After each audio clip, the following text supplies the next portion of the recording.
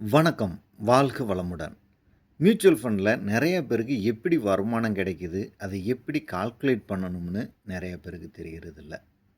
So நம்மளே அந்த கால்குலேஷன பத்தி தெரிஞ்சுக்கிட்டா, முதலீடு பண்றதுக்கு ஈஸியா இருக்கும்ல, அப்படின்னு நீங்க நினைக்கிறீங்களா?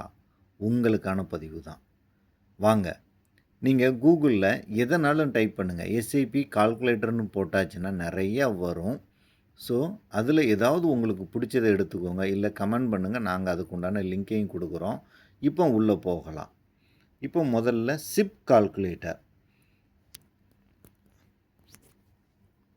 அப்போ இந்த சிப்ல எஸ்ஐபிங்கிறதுல நம்ம வச்சுக்கிடுதோம். ஸோ, இப்போ எஸ்ஐபில ரூ. 5000 நம்ம இன்வெஸ்ட் பண்ணுறோம்.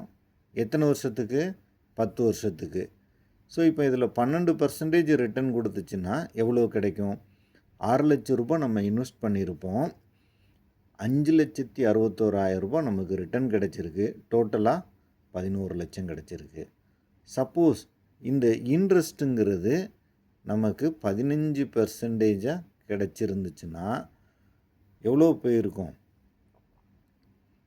7,93,000 எவ்வளோ கிடைச்சிருக்கு? 13,00,000.